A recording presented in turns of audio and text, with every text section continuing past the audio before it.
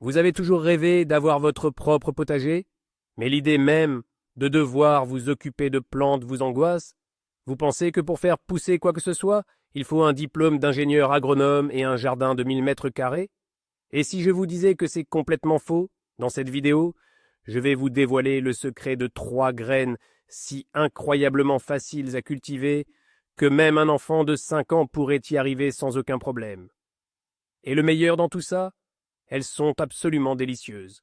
Restez bien jusqu'à la fin, car non seulement vous découvrirez quelles sont ces graines magiques, mais je vous donnerai aussi des astuces pour une récolte abondante, même sur un simple rebord de fenêtre. D'ailleurs, avez-vous déjà essayé de faire pousser quelque chose et échoué lamentablement? Racontez-moi votre pire expérience de jardinage dans les commentaires. On va se soutenir. Avant de plonger les mains dans la terre, parlons un peu du pourquoi. Pourquoi cet engouement pour le jardinage, même en ville, même dans de petits espaces? C'est simple. Nous avons un besoin croissant de nous reconnecter à la nature et de comprendre d'où vient notre nourriture. Pour les enfants, c'est une leçon de vie extraordinaire. Le jardinage leur apprend la patience, le cycle des saisons et surtout le goût des bonnes choses. Un enfant qui a vu pousser sa propre carotte ou son propre radis sera beaucoup plus enclin à le manger avec plaisir.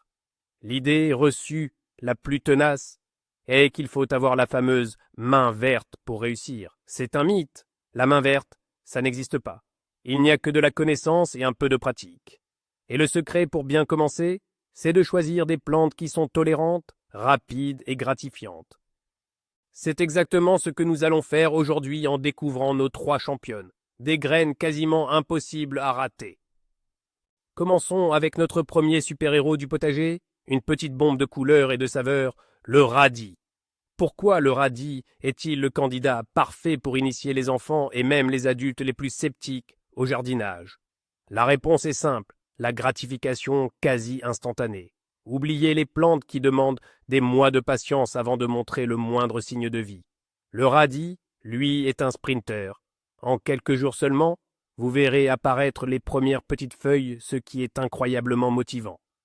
Pour un enfant, voir la vie jaillir de la terre si rapidement, c'est de la pure magie.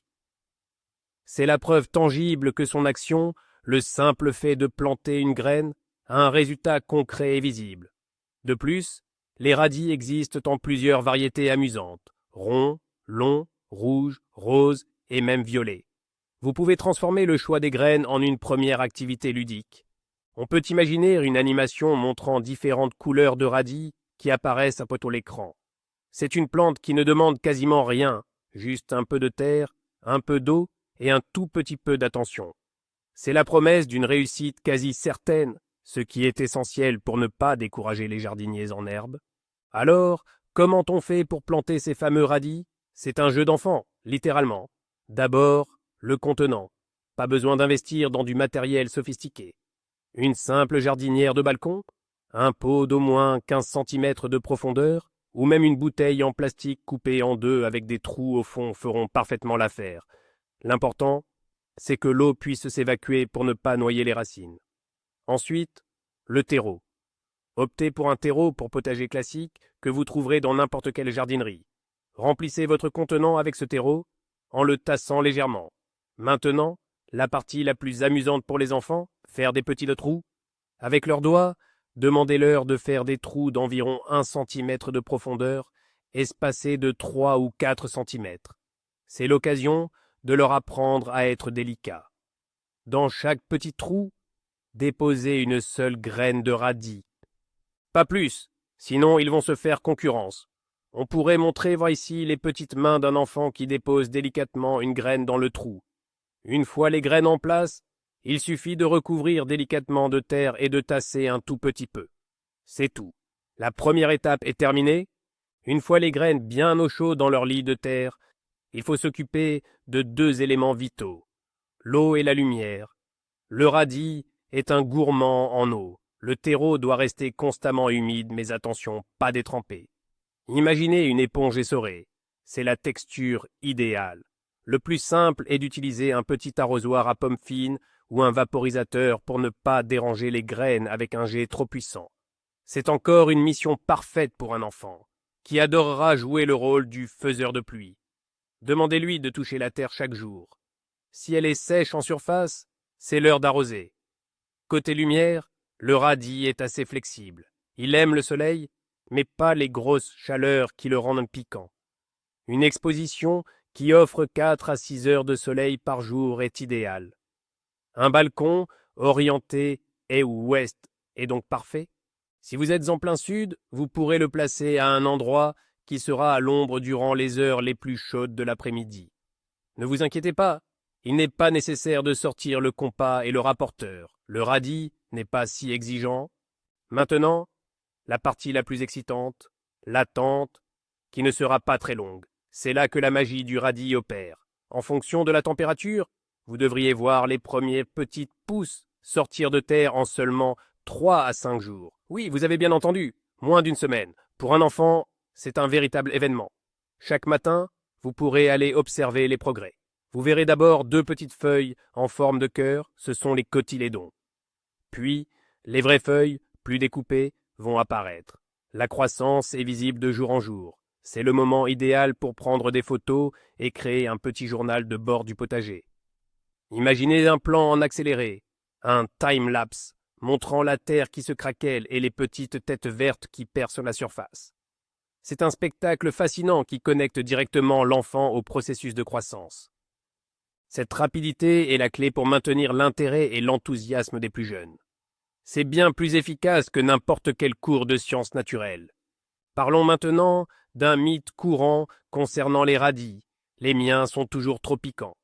Beaucoup de gens pensent que c'est une fatalité liée à la variété, mais c'est souvent faux. Le caractère piquant d'un radis est principalement dû à 2 choses, un manque d'eau ou une récolte trop tardive. Un radis qui a eu soif va se concentrer en composés soufrés, ce qui lui donne ce goût très fort. La solution? Un arrosage régulier, comme nous l'avons vu. Le terreau doit rester frais. L'autre raison, c'est d'attendre trop longtemps. Un radis qui vieillit en terre devient fibreux et piquant. Il faut le récolter jeune et fringant. C'est un peu contre-intuitif. On a tendance à vouloir le laisser grossir au maximum, mais c'est une erreur. Un petit radis tendre sera bien meilleur qu'un gros radis qui a trop attendu. Donc, pour des radis doux et croquants, le secret est simple. De l'eau, de l'eau, de l'eau et une récolte au bon moment. Ne laissez pas cette fausse croyance vous priver du plaisir de déguster vos propres radis maison, qui peuvent être d'une douceur surprenante. Le grand moment est arrivé, la récolte. Comment savoir quand un radis est prêt à être cueilli? C'est très simple et visuel. En général, cela prend entre 3 et 5 semaines après le semis selon les variétés. Le meilleur indicateur est la base de la plante. Vous verrez le haut de la racine rouge ou rose qui commence à poindre hors de la terre et à gonfler. Si le diamètre atteint environ 1 à 2 cm, c'est le moment parfait. N'attendez pas plus. Pour le récolter, c'est une autre activité formidable pour les enfants.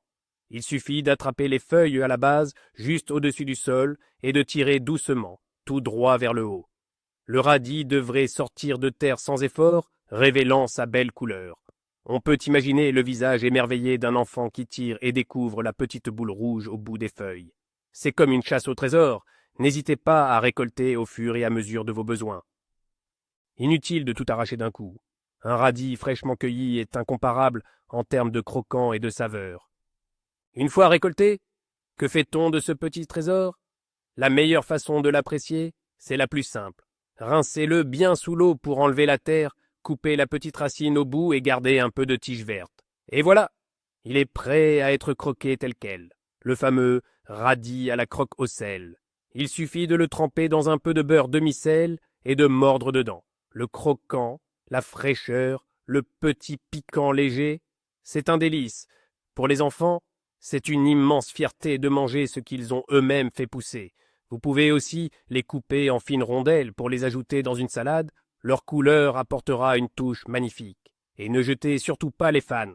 Les feuilles de radis sont comestibles et délicieuses. Vous pouvez les utiliser pour faire un pesto original ou une soupe savoureuse. C'est une excellente leçon anti-gaspillage. Dégustez le fruit de son travail et la récompense ultime de cette petite aventure de jardinage, une expérience qui marque les esprits et les papilles. Passons maintenant à notre deuxième graine magique, la championne toute catégorie de la vitesse, le cresson à noix. Si vous trouviez que le radis était rapide, attendez de voir ça. Le cresson, c'est la Formule 1 du potager. Il est parfait pour les enfants les plus impatients, car on peut le récolter en 1 semaine à 10 jours seulement. C'est presque incroyable. Son autre avantage majeur, c'est qu'il n'a même pas besoin de terre pour pousser. Oui, vous avez bien lu. On peut le faire pousser sur du simple coton, dans une assiette creuse ou une barquette. Cela rend l'expérience encore plus fascinante, car on peut observer tout le processus des racines qui se développent dans le coton aux tiges qui s'élancent vers la lumière. C'est une expérience scientifique et ludique à part entière. Le cresson a un goût légèrement poivré et piquant qui réveille les sandwichs et les salades. C'est une saveur nouvelle et intéressante à faire découvrir aux enfants. Préparez-vous à être bluffé par la simplicité et la rapidité de cette culture. Cultiver du cresson sur du coton est une activité classique des écoles maternelles et ce n'est pas pour rien. C'est inratable et fascinant. Voici comment procéder. Prenez une assiette creuse, un couvercle de bocal ou une petite barquette en plastique. Tapissez le fond avec une couche de coton hydrophile d'environ 1 cm d'épaisseur. Vous pouvez utiliser des disques à démaquiller ou du coton en vrac, peu importe. Ensuite, humidifiez généreusement le coton avec de l'eau. Il doit être bien imbibé, comme une éponge, mais sans qu'il y ait une flaque d'eau au fond de l'assiette. Maintenant, la partie semis. Prenez les petites graines de cresson et saupoudrez-les de manière uniforme sur toute la surface du coton humide. Essayez de ne pas faire de gros paquets, répartissez-les bien. Les graines sont minuscules, c'est un bon exercice de motricité fine pour les petites mains. Une fois que c'est fait, appuyez très légèrement sur les graines avec la paume de la main pour qu'elles soient bien en contact avec le coton humide. Et voilà, c'est terminé. Placez votre petite culture sur un rebord de fenêtre bien éclairé. L'entretien de votre petite plantation de cresson est d'une simplicité enfantine. Le seul point crucial est de s'assurer que le coton reste toujours humide. Il ne doit jamais sécher. Le plus simple est d'utiliser un vaporisateur pour arroser délicatement la surface 1 à 2 fois par jour. L'eau du robinet convient parfaitement. C'est une petite routine très rapide qui peut être confiée à un enfant. Il se sentira responsable de sa petite forêt de cresson. Vous allez être témoin d'un phénomène étonnant. En 1 ou 2 jours à peine, les graines vont germer. On verra apparaître une minuscule racine blanche qui va s'enfoncer dans le coton et une petite tige qui va commencer à pointer vers le haut. C'est l'avantage de la culture sur coton. Tout est visible. C'est une leçon de science en direct. On peut expliquer à l'enfant que la graine contient toute l'énergie nécessaire pour démarrer sa croissance et que le coton humide lui fournit l'eau dont elle a besoin pour se réveiller. C'est une introduction parfaite au cycle de la vie végétale, bien plus parlante que n'importe quel livre. Après la germination, la croissance du cresson est exponentielle. Chaque jour, les tiges vont s'allonger visiblement. En quelques jours, votre assiette va se transformer en un tapis vert et dense. Les petites tiges vont se redresser et chercher la lumière, et au sommet, 2 petites feuilles vont se déployer. C'est un spectacle quotidien. Pour le rendre encore plus amusant, vous pouvez faire des bonshommes cressons. Prenez une coquille d'œuf vide, dessinez un visage dessus, mettez du coton humide à l'intérieur et semez les graines de cresson. En quelques jours, votre bonhomme aura une magnifique chevelure verte et hérissée que vous pourrez même coiffer avec des ciseaux. On peut aussi utiliser des pots de yaourt en verre. Cette personnalisation rend l'expérience encore plus engageante et créative pour l'enfant. Il ne s'agit plus seulement de faire pousser une plante, mais de donner vie à un personnage. Imaginez une petite famille de bonshommes cressons alignés sur le rebord de la fenêtre, chacun avec sa coiffure végétale unique. La récolte du cresson est aussi simple et rapide que sa culture. En général, au bout de 7 à 10 jours, les tiges auront atteint une hauteur de 5 à 7 cm. C'est la taille idéale pour la récolte. N'attendez pas trop longtemps, car si les tiges deviennent trop grandes, le goût peut devenir plus amer. Pour récolter, armez votre enfant d'une paire de ciseaux à bougie rond. La mission est simple. Il faut jouer au coiffeur. Montrez-lui comment couper les tiges à environ 1 cm au-dessus du coton. Il peut couper juste la quantité dont vous avez besoin pour le repas. Cette action est très satisfaisante et facile à maîtriser pour un enfant. Le fait d'utiliser des ciseaux rend la récolte ludique et précise. Vous pouvez même lui demander de vous couper une petite poignée de cheveux verts pour décorer votre assiette. C'est une excellente façon de l'impliquer dans la préparation du repas et de le rendre fier de sa contribution. Le cresson fraîchement coupé a une saveur unique, fraîche et poivrée, qui ajoute du peps à de nombreux plats. La façon la plus classique de le déguster est dans un sandwich. Une tranche de pain de mie, un peu de beurre ou de fromage frais et une bonne couche de cresson. C'est simple, frais et délicieux. C'est aussi excellent pour agrémenter une salade verte, une salade de pommes de terre ou même une omelette. Vous pouvez simplement le parsemer sur le plat juste avant de servir. Son goût piquant se marie très bien avec les œufs. Pour les enfants, l'intégrer dans une purée ou un fromage blanc salé peut être une bonne approche pour les familiariser avec cette nouvelle saveur. Le simple fait de savoir qu'ils l'ont fait pousser eux-mêmes les rendra beaucoup plus curieux et ouverts à la dégustation. C'est une victoire assurée pour faire manger un peu de verdure aux plus récalcitrants. Le cresson est également plein de vitamines, c'est donc un bonus santé non négligeable. Voici une petite astuce de pro pour votre culture de cresson. Saviez-vous que vous pouvez obtenir une deuxième, voire une troisième récolte à partir du même semis? C'est tout à fait possible, et c'est encore plus magique. Lorsque vous récoltez avec les ciseaux, en veillant bien à laisser environ 1 cm de tige au-dessus du coton, vous permettez à la plante de repartir. Continuez simplement à maintenir le coton bien humide comme vous le faisiez auparavant. En quelques jours, vous verrez de nouvelles pousses apparaître à partir de la base des tiges que vous avez coupées. La deuxième récolte sera peut-être un peu moins dense que la première, mais elle est tout aussi savoureuse. C'est une excellente leçon sur la résilience de la nature. La plante n'abandonne pas, elle continue de pousser. Cela prolonge le plaisir de la culture et optimise votre petit sachet de graines. C'est le potager à l'infini, ou presque, sur un simple rebord de fenêtre. Enfin, notre troisième graine, qui nous emmène dans un univers de contes de fées, le haricot. On pense souvent au haricot magique de l'histoire. Et ce n'est pas un hasard. Le haricot a une croissance spectaculaire et grimpante qui fascine les enfants. Contrairement à nos 2 premières graines, le haricot est une plante plus grande, plus robuste, qui va prendre de la hauteur. C'est une aventure différente. La graine elle-même est grosse et facile à manipuler pour les petites mains, ce qui évite la frustration des semis minutieux.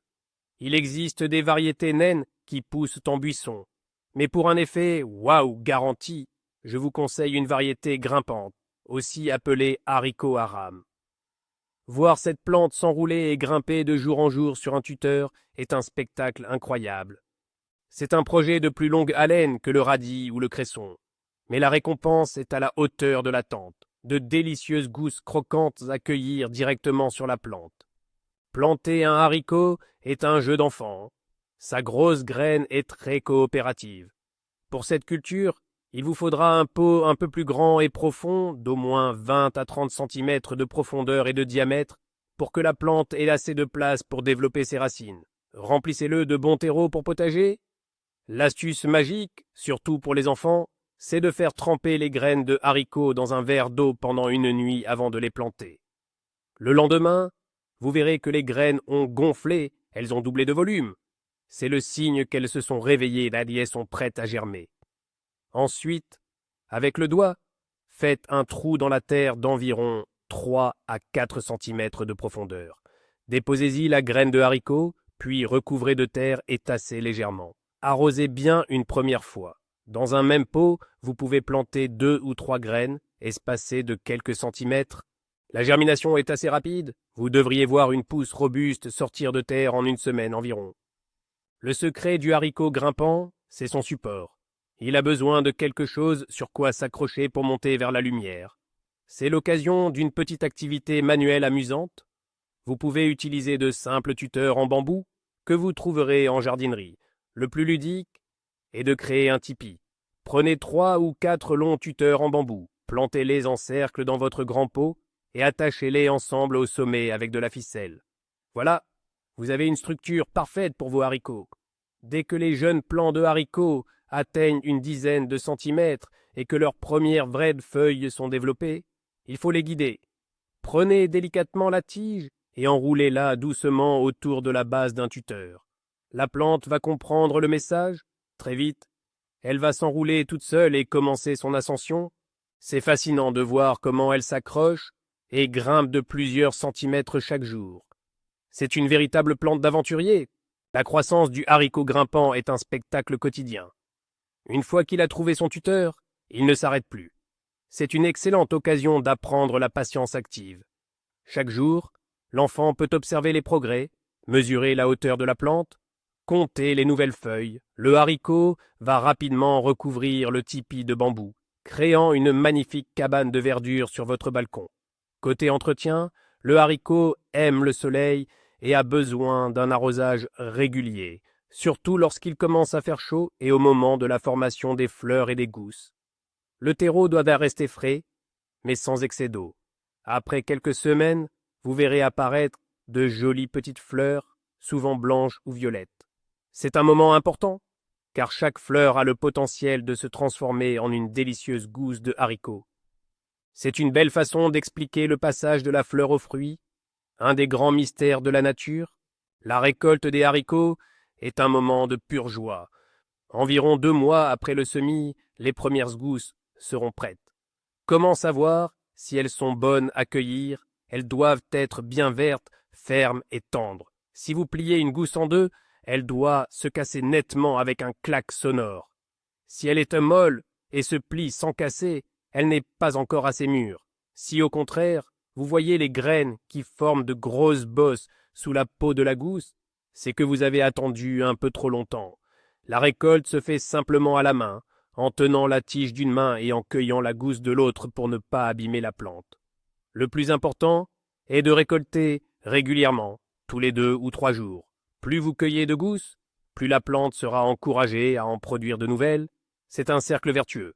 La récolte stimule la production. C'est une chasse au trésor renouvelée en permanence. Et maintenant, la dégustation. Les haricots verts dits frais du jardin n'ont absolument rien à voir avec ceux que l'on trouve en conserve. Ils sont croquants, sucrés et pleins de saveurs.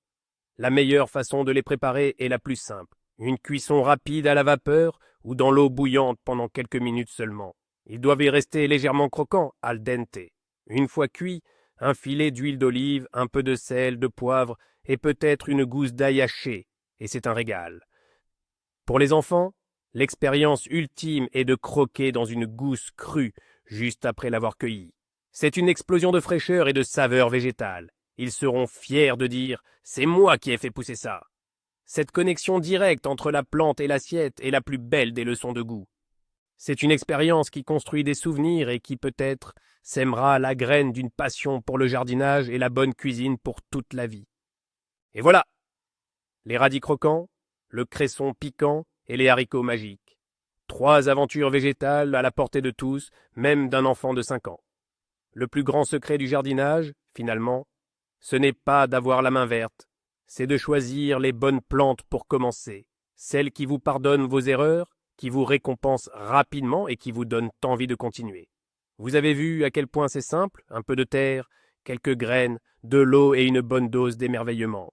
On a appris à planter des radis qui poussent en un temps record, à faire germer du cresson sur du coton pour des salades express, et à regarder des haricots grimper vers le ciel comme dans un conte de fées. Le jardinage n'est pas une corvée, c'est un jeu, une expérience à partager. Merci beaucoup d'avoir regardé cette vidéo jusqu'au bout. Si elle vous a donné envie de mettre les mains dans la terre, alors ma mission est accomplie. N'oubliez pas de laisser un gros pouce bleu pour soutenir la chaîne. Et surtout, abonnez-vous pour ne pas manquer nos prochaines aventures potagères. Et maintenant, c'est à vous. Laquelle de ces 3 graines allez-vous tester en premier avec vos enfants, ou même juste pour vous? Racontez-nous tout dans les commentaires ci-dessous. J'ai hâte de vous lire. À très bientôt.